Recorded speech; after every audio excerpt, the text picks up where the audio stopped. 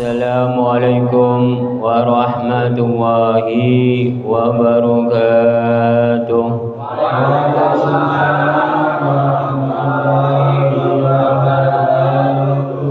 Alhamdulillah, alhamdulillahi rabbil alamin, wa bihi nasta'inu ala umurina waddin, wassalatu wassalamu asrafil minal anbiya'i wal mursalin, wa ala alihi wa sahbihi ajmain.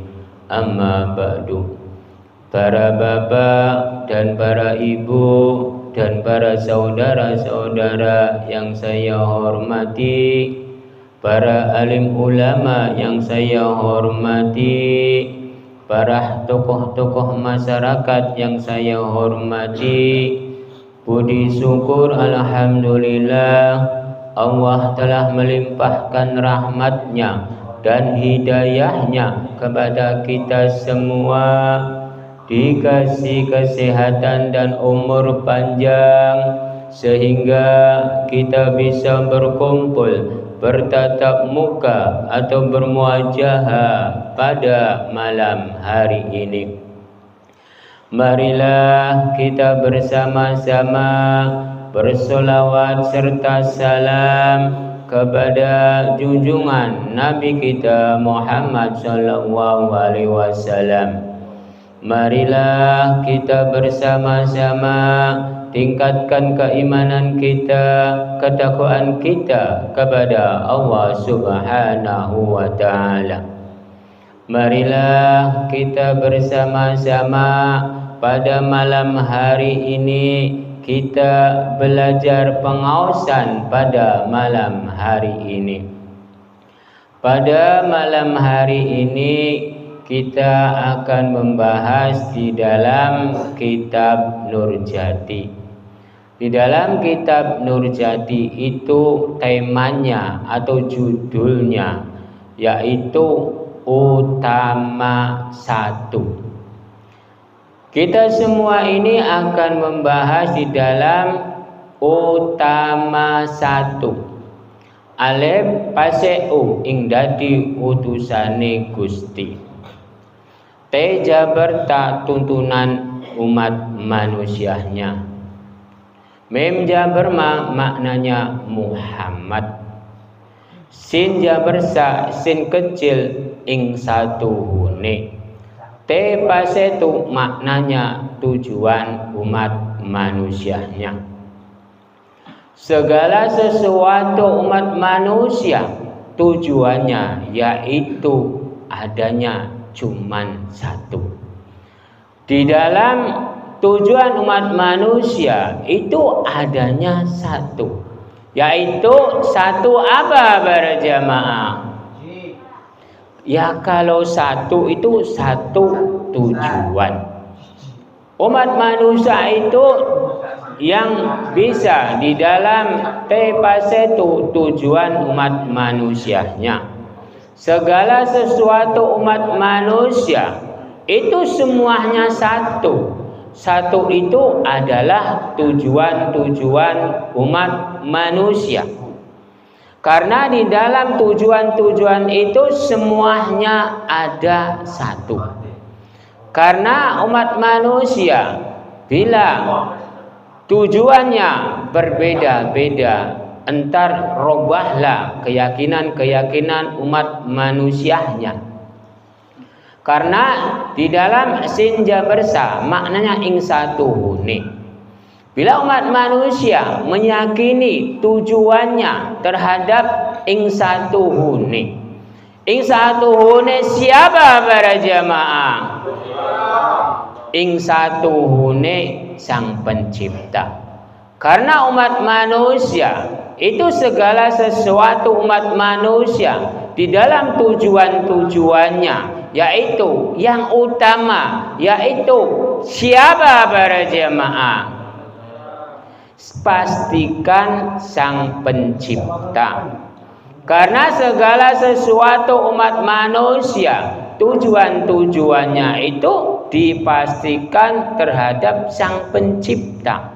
Karena umat manusia itu memiliki tujuan-tujuan itu terhadap ing satuhune.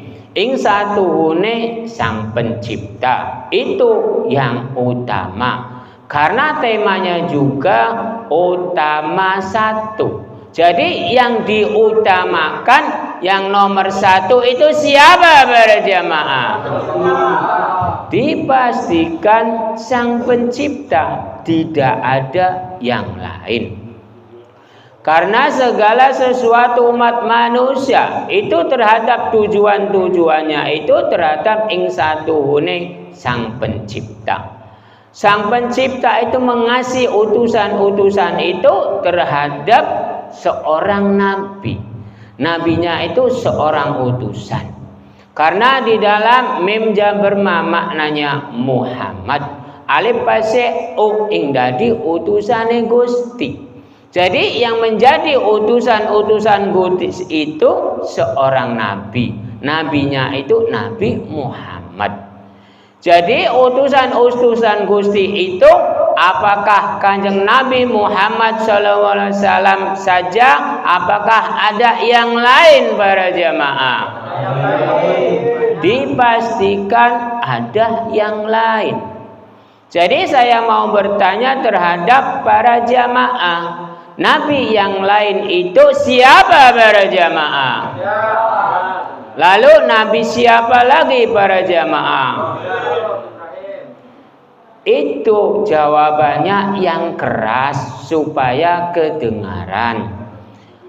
Yang pertama, utusan Kanjeng Nabi Muhammad SAW itu sebagai utusan. Tapi yang lebih utama lagi yang menjadi utusan itu seorang Nabi Adam alaihissalam. Karena yang pertama kali yang mendapatkan utusan-utusan itu adalah Kanjeng Nabi Adam alaihissalam. Karena di dalam alif paseu ing dadi utusane Gusti. Segala sesuatu umat manusia di dalam dunia ini semuanya turunan-turunan dari Nabi Adam alaihissalam. Nabi Adam alaihissalam itu seorang utusan. Kita semua ini jadi turunan-turunan Nabi Adam alaihissalam. Berarti Nabi dan kita ini sama atau tidak para jamaah? Samanya tentang apa para jamaah? Oh, manusia. Berarti para jamaah ini udah paham tentang Nabi dan kita. Karena Nabi dan kita ini semuanya sama, manusia. Perbedaan-perbedaannya hanyalah seorang utusan dan seorang nabi. Karena semua umat manusia di dalam dunia ini semuanya manusia, tidak ada perbedaan-perbedaannya. Segala sesuatu umat manusia, contohnya seorang nabi. Nabinya Nabi Muhammad, Nabi Musa, Nabi Isa, Nabi Daud. Keempat nabi itu memiliki tuntunan-tuntunan tidak para jamaah? Dipastikan memiliki tuntunan-tuntunan. Karena di dalam tejabar ta maknanya tuntunan. Karena di dalam alif paseu ing dadi utusane Gusti. Yang menjadi utusan Gusti itu yang memiliki kitab yang terkenal itu adalah Kanjeng Nabi Muhammad SAW dan Nabi Musa, Nabi Isa dan Nabi Daud. Jadi keempat nabi kitab itu, keempat nabi itu memiliki kitab. Kitabnya ada kitab Zabur, Taurat, Injil dan Al-Quran. Di dalam Al-Quran itu semuanya menjalankan untuk membuat tuntunan-tuntunan terhadap umat manusia. Karena di dalam teja berta tuntunan umat manusianya. Kita semua ini memiliki tuntunan-tuntunan di dalam kitab. Kitabnya itu ada kitab Zabur, Taurat, Injil dan Al-Quran. Kitab yang keempat itu sebagai tuntunan-tuntunan umat manusia, sebagai pegangan-pegangan umat manusia, sebagai tolak ukur umat manusia. Keempat kitab itu jangan dipedomi. Segala sesuatu benda namanya kitab itu jangan dipedomi. Hanya sekedar buat petunjuk, buat tolak ukur atau pegangan-pegangan umat manusia. Jangan dipedomi. Yang wajib dipedomi itu adalah Sang Pencipta dan indirinya. Karena segala sesuatu perbuatan-perbuatan umat manusia, perjalanan-perjalanan umat manusia itu bukan yang menentukan, itu bukan kitab-kitabnya, bukan Quran hadisnya, bukan Sang Pencipta juga. Yang bisa menentukan perbuatan-perbuatan kita atau perjalanan-perjalanan kita itu adalah diri kita. Jadi yang wajib dipedomi yang pertama kali adalah diri kita ini. Lalu yang kedua adalah Sang Pencipta. Karena bisa ada Sang Pencipta karena diri saya. Bisa tidak ada Sang Pencipta karena diri saya. Jadi segala sesuatu diri umat manusia itu kuncinya Sang Pencipta. Berarti Sang Pencipta itu kuncinya ada diri umat manusia. Paham atau tidak para jamaah? Kalau paham tentang apa para jamaah? Dipastikan bingung menjawabnya. Karena segala sesuatu umat manusia itu kuncinya Sang Pencipta. Karena bisa ada Sang Pencipta karena diri umat manusia. Bila umat manusia dikasih kenikmatan-kenikmatan atau dikasih kesengsaraan-kesengsaraan, itu namanya ujian untuk umat manusia. Kita semua ini kuncinya Sang Pencipta. Karena Sang Pencipta itu kuncinya ada diri umat manusia. Saya bertanya terhadap para jamaah, kuncinya paham atau tidak? Jawabannya paham. Lalu saya bertanya, pahamnya tentang apa? Nggak bisa menjawab. Jadi umat manusia itu kuncinya terhadap Sang Pencipta. Karena umat manusia itu segala sesuatu itu kuncinya Sang Pencipta. Bila ada umat manusia berarti adalah Sang Pencipta. Karena makhluk namanya manusia itu diciptakan oleh Sang Pencipta. Bila Sang Pencipta itu tidak menciptakan makhluk namanya manusia, berarti tidak adalah Sang Pencipta atau Gusti Allah. Bila umat manusianya diciptakan oleh Gusti Allah atau Sang Pencipta, berarti adalah Sang Pencipta itu. Berarti kita semua ini menjadi penopang-penopang dari Sang Pencipta. Karena umat manusianya itu ujung tombaknya Sang Pencipta. Karena yang bisa mengucap Sang Pencipta itu adalah umat manusia. Yang bisa memedomi, meyakini, mengimani itu adalah seorang umat manusia. Lalu dikasih umat manusianya itu diutus oleh Sang Pencipta, yaitu seorang nabi-nabi. Lalu seorang nabi itu mengajarkan terhadap kaum-kaumnya, umat-umatnya untuk mengimani, meyakini, memedomi terhadap Sang Pencipta. Berarti segala sesuatu umat manusianya itu kunci dari Sang Pencipta. Paham atau tidak para jamaah? Lah kalau paham, pahamnya tentang apa para jamaah? Kok tentang sholat? Ya itu bingung, jawabannya ngawur. segala sesuatu umat manusia itu segala sesuatu kuncinya itu terhadap umat manusia. Lalu umat manusianya itu kuncinya terhadap Sang Pencipta. Jadi bolak-balik. Karena tujuan yang utama yaitu satu. Temanya utama satu. Jadi umat manusianya utamanya satunya itu terhadap siapa para jamaah? Oh, terhadap Sang Pencipta utama satunya. Tidak ada yang lain para jamaah. Kalau utama satu itu banyak. Yang pertama kali Sang Pencipta. Yang pertama kali tujuan. Yang pertama kali pendamping. Jadi kita semua ini umat manusia. Kalau dijeler-jelerkan tentang utama satu itu banyak. Bukan Sang Pencipta saja. Tujuan yang utama umat manusia di dalam dunia ini ingin senang atau tidak para jamaah? Dipastikan senang. Lah kalau utama satunya senangnya itu yang utama itu terhadap siapa para jamaah? Jawabannya yang kompak.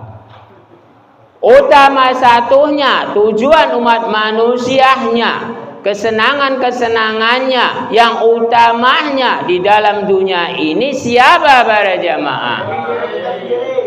Dipastikan istri. Karena segala sesuatu umat manusia, kesenangan-kesenangan yang utamanya, tujuan yang pertama kalinya itu mencari seorang istri. Karena utamanya umat manusia di dalam dunia ini semuanya utama satu. Utama satu yaitu terhadap Sang Pencipta atau Gusti Allah. Lalu utama satunya yaitu tujuan-tujuan umat manusia. Lalu utama satunya lagi tujuan-tujuan umat manusianya menginginkan kenikmatan-kenikmatan di dalam dunia ini adalah pendamping. Lalu yang utama satunya lagi yaitu harta benda. Jadi utama satu itu banyak kalau dijeler-jelerkan. Jadi kita semua ini mengikuti perjalanan-perjalanan siapa para jamaah? Jawabannya yang keras. Sekali lagi saya mau bertanya, kita semua ini mengikuti perjalanan-perjalanan siapa para jamaah? Ya mengikutinya jangan Kanjeng Nabi, mengikutinya perjalanan-perjalanan indirinya. Kalau mengikuti perjalanan Nabi, Nabinya udah mati, entar mengikuti ke sana, ke alam kubur. Tapi kalau mengikuti perjalanan indirinya, itu semuanya tergantung indirinya. Kita semua ini mengikuti perjalanan indirinya, mengikuti perbuatan indirinya. Jadi kita ini perjalanan kita, perbuatan kita, ini yang mengatur siapa para jamaah? Oh, indirinya, bukan Sang Pencipta para jamaah, bukan Quran hadis para jamaah.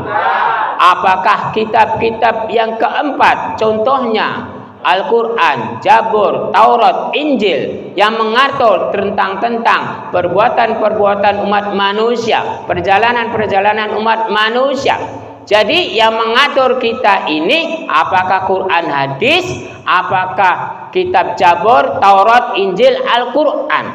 Jadi saya mau bertanya terhadap para jamaah. Jadi yang mengatur perbuatan-perbuatan umat manusia perbuatan perjalanan umat manusia itu yang mengatur apakah Gusti Allah, apakah Quran hadis, apakah keempat kitab itu. Contohnya Zabur, Taurat, Injil, Al-Quran. Jadi yang mengatur itu siapa para jamaah? Dipastikan ing dirinya. Cuman kebanyakan orang bila tidak ada di dalam Quran hadis, entar dia bilang sesat. Bila tidak ada di dalam kitab-kitab, contohnya kitab golongan-golongan ulama, contohnya bila tidak ada di dalam kitab fikih, bila tidak ada di dalam kitab Diratul Nasihin atau kitab-kitab yang lain, entar dibilang sesat.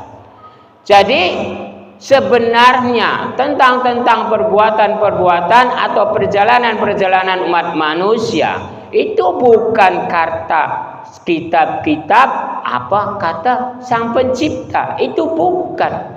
Segala sesuatu perbuatan-perbuatan umat manusia atau perjalanan-perjalanan umat manusia itu kata ing dirinya semua. Bukan kata Sang Pencipta atau Gusti Allah, bukan kata Quran hadis, bukan kata kitab Zabur, Taurat, Injil dan Al-Quran. Jadi semuanya itu tidak bisa mengatur tentang perjalanan-perjalanan umat manusia, tentang perbuatan-perbuatan umat manusia. Benar atau tidak para jamaah? Kalau jawabannya benar, contohnya seperti apa para jamaah? Oh, contohnya minum. Ini para jamaah ini yang gagah dan ganteng ini selalu bisa menjawab. Orangnya udah bagus, udah gagah, jawabannya benar. Berarti para jamaah ini melebihi dari rata-rata. Jadi segala sesuatu umat manusia, di diri umat manusia, di dalam perjalanan-perjalanan umat manusia, di dalam perbuatan-perbuatan umat manusia, itu tidak ada yang bisa mengatur. Yang mengatur itu adalah ing dirinya sendiri. Sang Pencipta tidak bisa mengatur. Quran hadis tidak bisa mengatur. Kitab Zabur, Taurat, Injil juga tidak bisa mengatur. Yang bisa mengatur itu ing dirinya sendiri. Contohnya ingin minum. Nah, kalau ingin minum dipastikan ing dirinya sendiri keinginannya, bukan kata Sang Pencipta, bukan kata Quran hadis, bukan kata kitab Zabur, Taurat atau Injil. Apakah kitab-kitab yang lain juga? Jadi segala sesuatu perbuatan-perbuatan umat manusia atau perjalanan-perjalanan umat manusia itu bukan kata Sang Pencipta atau kata Gusti Allah. Juga bukan kata kitab-kitab seperti Zabur, Taurat, Injil, Al-Quran atau kitab-kitab yang lain. Segala sesuatu itu kata ing dirinya. Saya berulang-ulang seperti ini supaya paham, karena umat manusianya zaman-zaman sekarang udah salah kaprah semua. Bila tidak ada di dalam Quran hadis entar sesat, bila tidak ada di dalam kitab entar sesat. Jadi yang menyesatkan itu siapa? Aslinya yang menyesatkan itu mulut umat manusianya. Benar atau tidak para jamaah? Karena kitab-kitab seperti kitab Zabur, Taurat, Injil atau Al-Quran itu tidak pernah menyesatkan terhadap umat manusia. Yang bisa menyesatkan umat manusia itu adalah mulut umat manusianya itu sendiri. Berarti perbuatan-perbuatannya, perjalanan-perjalanannya itu adalah ing diri umat manusianya. Yang menjelekkan itu umat manusianya, yang membenarkan itu umat manusianya. Jadi letak perbuatan-perbuatannya atau perjalanan-perjalanannya itu sebenarnya itu kata ing diri umat manusianya. Bukan kata Quran hadis, bukan kata kitab Zabur, Taurat, Injil dan kitab-kitab yang lain. Benar atau tidak para jamaah?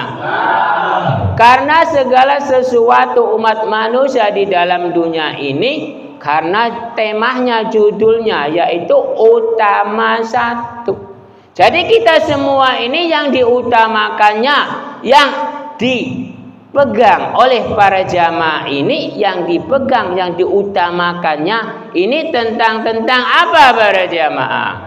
Ajarannya. Oh, ajarannya. Lalu apalagi para jamaah?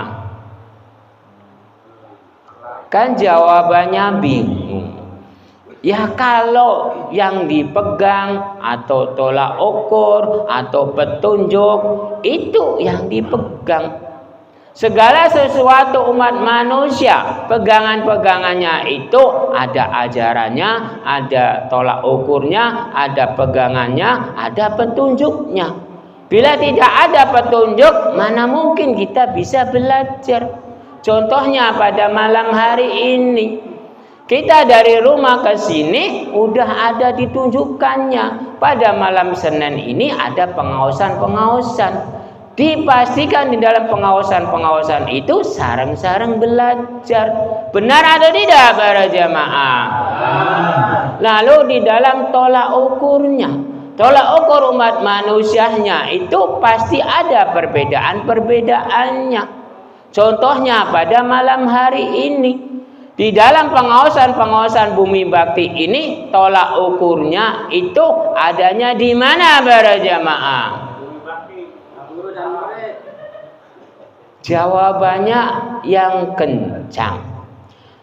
Segala sesuatu umat manusia itu pasti ada tolak ukurnya. Contohnya pada malam hari ini, yang bagus dan yang gagah itu tadinya menjawab. Ada guru dan murid. Jadi yang gagah, yang bagus ini selalu jawabannya benar. Jamaah ini berarti mendapatkan hidayah dari Sang Pencipta. Karena memorinya itu cerdas. Karena di dalam tolak ukur itu, di dalam pengawasan ini pada malam hari ini pasti ada perbedaannya. Perbedaannya itu adalah guru dan murid. Ada yang ceramah, ada yang mendengarkan. Itu pasti ada perbedaan-perbedaannya. Tadi tolak ukur, lalu petunjuk. Lalu pegangan-pegangan umat manusia di dalam dunia ini. Para jamaah ini memegangnya terhadap siapa para jamaah? Oh, memegangnya kitab. Kalau memegangnya kitab berarti kurang pas dan kurang benar.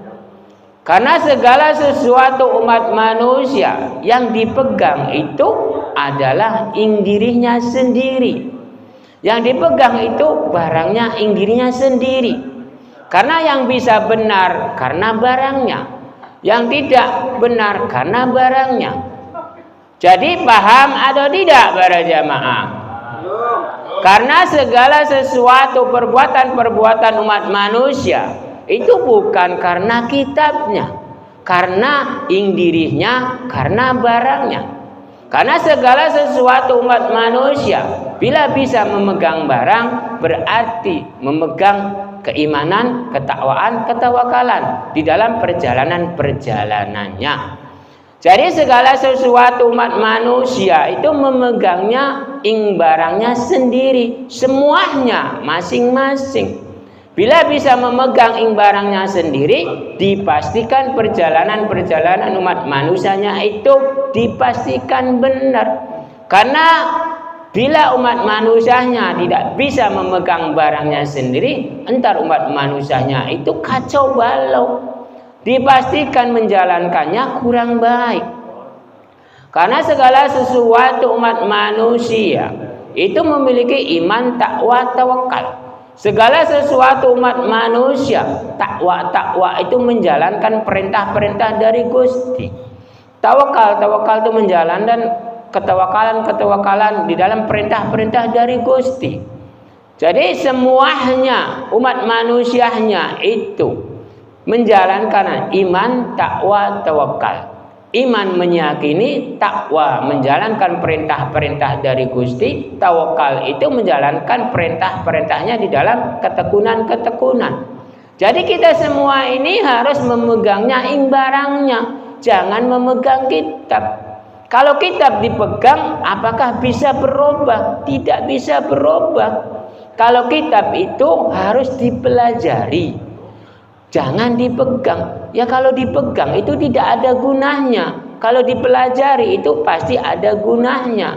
Tapi kalau barangnya itu dipegang oleh dirinya, pasti bisa menjalankan di dalam kebaikan-kebaikan di dalam dunia ini. Segala sesuatu umat manusia di dalam dunia ini yang dipegang itu jangan kitabnya. Yang dipegang itu adalah barang dirinya sendiri. Karena bisa benar karena barangnya dirinya sendiri. Karena bisa salah karena barangnya dirinya sendiri. Barangnya diri umat manusia itu bermacam-macam ragam. Ada mata, ada telinga, ada irung, ada mulut, ada yang lainnya. Jadi kita itu harus memegang barang diri umat manusianya itu. Memegangnya diri umat manusianya itu adanya di lubang. Jadi kita semua ini harus memegangnya lubang. Karena bisa benar karena lubang, karena bisa salah karena lubang. Jadi pemikiran-pemikirannya jangan yang jorok-jorok. Jadi kita semua ini yang dipegang itu barangnya apa para jamaah? Dipastikan barangnya lubang. Tadi dirinya sendiri. Lalu udah dipanjang lebarkan itu adanya di lubang. Karena bisa benar karena lubang, karena bisa salah karena lubang. Yang utama yaitu mulut. Mulut kita ini harus dijaga. Lalu barang kita, lalu mata kita, lalu telinga kita, lalu semuanya. Jadi kita semua ini bisa benar karena lubang, bisa salah karena lubang. Jadi kita semua ini benar salahnya karena lubang. Paham atau tidak para jamaah? Lah kalau paham saya mau bertanya, pahamnya tentang apa para jamaah? Lubang. Ya lubang lagi. Sayanya bertanya lubang kok lubang. Jadi kebenaran-kebenaran umat manusia itu, umat manusianya itu harus bisa menjaganya lubang. Lubang diri umat manusia itu banyak. Jadi yang pertama kalinya yang harus dijaga itu adalah lubang mulut. Yang utama itu bisa karena perang, karena mulut. Bisa diadu domba karena mulut. Bisa berantem karena mulut. Jadi segala sesuatu bisa perang karena mulut, bisa damai karena mulut. Bisa tentram karena mulut, bisa sengsara karena mulut. Jadi segala sesuatu umat manusia itu harus bisa menjaga mulut. Mulut itu ada lubangnya tidak para jamaah? Lubangnya ada berapa para jamaah? 3. Kok ada 1? Ada yang 3. Ya kalau lubang mulut itu ada bermacam-macam ragam. Jadi ibaratnya bila bibir ini berbicara, itu pasti ada lubangnya. Lalu untuk gigi itu mau makan, ntar ada lubangnya. Lalu tenggorokan ada lubangnya. Lalu ke bawahnya juga ada lubangnya. Jadi lubang mulut itu tidak ada yang bisa menghitung. Karena bibit pertamanya lubang itu adanya di bibir, di gigi, lalu tenggorokan. Lah lalu jalannya ilat, itu ada lubang. Lalu kesananya lagi ada lubang. Jadi lubang itu banyak, tidak ada yang bisa menghitung kecuali Gusti Allah. Jadi lubang mulut itu tidak ada yang bisa menghitung siapapun. Benar atau tidak para jamaah? Karena apa para jamaah? Jawabannya benar. Kan bingung.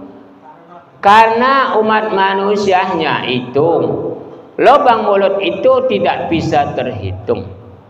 Karena lubang mulut itu kunci utama diri umat manusia. Karena bisa hidup karena lubang mulut, bisa mati karena lubang mulut. Kunci hidup ada di lubang mulut, kunci mati ada di lubang mulut. Sebabnya apa para jamaah? Seperti itu para jamaah. Jawabannya nggak ngerti. Semuanya umat manusianya itu kuncinya ada di lubang mulut. Karena lubang mulut itu pernapasan. Bila umat manusianya tidak bisa mengeluarkan pernapasan di dalam mulut kita, entar sengsaralah umat kita ini, umat manusianya kita ini. Bila umat manusianya tidak bisa bernapas, entar umat manusianya itu mati. Bila umat manusianya tidak bisa makan, entar mati. Berarti hidup umat manusia itu karena mulut, sengsara juga karena mulut, hidup juga karena mulut. Jadi hidup umat manusianya itu tergantung mulut umat manusianya, tergantung barang umat manusianya. Barang-barang itu ada berapa para jamaah? Oh, barangnya banyak. Lah kalau banyak itu seperti apa para jamaah? Kan bingung jawabannya. Ya kalau banyak jawabannya seperti apa? Jadi umat manusia, segala sesuatu umat manusia, di diri umat manusia itu pasti ada hitung-hitungannya. Jangan bilang banyak. Karena segala sesuatu umat manusia hidup karena lubang, mati karena lubang. Kebaikan-kebaikan umat manusia juga karena lubang. Sebabnya apa para jamaah? Kebaikan-kebaikan umat manusia itu karena lubang. Saya ingin bertanya, kan jawabannya bingung lagi kan? Contohnya pada malam hari ini ada sedekah jariyah, amal jariyah. Contohnya membawa makanan. Lah kalau makanannya disuguhi lalu tidak dimakan di dalam lubang, apakah bisa bermanfaat? Kan dipastikan tidak. Berarti kebaikan-kebaikan umat manusia itu adanya di lubang. Bila umat manusianya tidak memakan sedekah jariyah, amal jariyah dari orang lain, apakah diterima amal ibadahnya? Itu dipastikan tidak, karena tidak memakannya. Benar atau tidak para jamaah? Ya kalau udah benar, kita semua ini harus belajar tentang lubang. Kunci umat manusia di dalam pengorbanan itu adanya di lubang. Kebaikan ada di lubang. Kita semua ini kebaikan-kebaikannya itu semuanya letaknya adanya di lubang. Kita semua ini berjalan dari rumah ke sini itu karena apa para jamaah? Oh, karena pengausan. Kita semua ini dari rumah ke sini temanya itu utama satu. Jadi kita semua ini yang diutamakannya itu satu. Satu itu adalah tujuan. Tujuan yang utamanya dari rumah ke sini itu mengikuti pengawasan. Di dalam pengawasan itu sarang-sarang belajar. Di dalam sarang-sarang belajar itu kita semua ini ada lubangnya tidak para jamaah? Adanya di mana para jamaah? Di mulut. Jadi kita semua ini kebaikan-kebaikannya itu ada di mulut. Jadi para jamaah ini jawabannya benar. Bila para jamaah saya tanya lagi, bisa jawabannya kebenarannya dari mulut, itu sebabnya apa para jamaah? Oh, karena mendengarkan, karena ada dari ucapan lobang. Segala sesuatu umat manusia, kebenaran-kebenarannya itu ada di ucapan-ucapan umat manusia. Kita semua ini kebaikan karena lobang. Kita semua ini belajar dari lobang. Jadi kita semua ini hidup dari lobang. Benar atau tidak para jamaah? Benarnya tentang apa? Entar bingung lagi. Jadi kita semua ini hidup karena lubang. Segala sesuatu karena lubang. Asal usul pun dari lubang. Benar atau tidak para jamaah? Jadi kita semua ini harus ingat asal usul. Kita semua ini asal usulnya dari lubang. Entar kembalinya entar juga ke lubang. Lubang apa para jamaah? Dipastikan lubang alam kubur. Jadi kita semua ini hidup di dalam dunia ini semuanya itu dari lubang. Hidup karena lubang, mati karena lubang, mulia karena lubang, sengsara karena lubang. Jadi segala sesuatu umat manusia, hidup saya ini segala sesuatu itu karena lubang. Bukan karena agama, bukan karena kitab, bukan karena Quran hadis. Jadi kebenaran-kebenaran umat manusianya itu adanya di lubang. Semuanya letak kebenaran atau kesalahan itu karena lubang. Bukan karena Gusti Allah, bukan karena nabinya, bukan karena Quran hadisnya atau kitab-kitab yang lain. Jadi kita ini harus belajar dari lubang. Lah kalau lubang itu bulat atau tidak para jamaah? Dipastikan bulat. Karena asal usul umat manusianya itu dari bulat. Benar atau tidak para jamaah? Jawabannya bingung, benar pun enggak jelas. Jadi semuanya umat manusianya itu asal usul umat manusianya itu dari lubang. Lubangnya itu bulat. Kalau umat manusianya yakin, setemene yakin, bulat ing dalam hati, ing dalam pikirannya, itu dipastikan segala sesuatu itu tercapai. Karena kebulatan-kebulatan hati dan keyakinan kita ini pasti nyampe. Karena di dalam la'alakum tatakun, ing perjalanan tujuan isun tatakun kalau takun saking Gusti Allah. Segala sesuatu keyakinan-keyakinan, kebulatan-kebulatan terhadap Sang Pencipta, terhadap Gusti Allah itu dipastikan tercapai. Tapi ada waktu-waktunya. Karena segala sesuatu itu butuh proses, butuh waktu, butuh perjalanan, butuh pembuka. Segala sesuatu umat manusianya bila bergerak, bila telah dibukakan, dipastikan dikabulkan. Tapi dengan syarat la'alakum tatakun. Segala sesuatu umat manusianya itu di dalam ketekunan-ketekunan. Bila umat manusianya tekun perjalanan-perjalanannya, perjalanan waktunya udah hampir 1 jam, saya cukupkan saja. ceramah saya ini atau tausiah pada malam hari ini. Bila ada yang mau bertanya, saya silakan yang mau bertanya.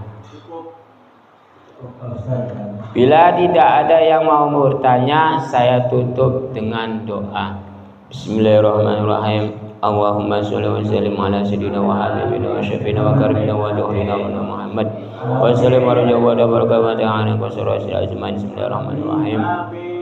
Alhamdulillahirabbil alamin. Hamdan majidan bisultanik. Ya Allah ya Hayyu Qayyum ya Alim ya Adim ya Rabbil alamin. Qayyum ya Razzaqu man sya'al quwwah. Ilahi anta maqsudi wa ridha malubi wa ufawwidu amri ila Allah. La ilaha illa anta subhanaka inni kuntu minadh dhalimin. La ilaha illa anta subhanaka inni kuntu minadh dhalimin. La ilaha illa anta subhanaka inni kuntu minadh dhalimin. A'udzu bi kalimatillahi tammati min syarri ma khalaq. A'udzu bi kalimatillahi tammati min syarri ma khalaq. A'udzu bi kalimatillahi tammati min syarri ma khalaq. Wa khususan para jamaah wa umurina wa salamati berarti berizkilah wa umurina wa salamati berarti berizkilah wa umurina wa salamati berarti berizkilah wa sallallahu ala sayyidina Muhammad wa ala alihi wa sahbihi wasallam. Subhana rabbika rabbil izzati amma yasifun wa salamun alal mursalin. Al-Fatihah. A'udzu billahi minasyaitonir rajim. Bismillahirrahmanirrahim. Alhamdulillahirabbil alamin arrahmanir rahim maliki yaumiddin. Iyyaka na'budu wa iyyaka nasta'in ihdinas siratal mustaqim siratal ladzina an'amta 'alaihim ghairil maghdubi 'alaihim waladdallin. Wassalamualaikum warahmatullahi wabarakatuh.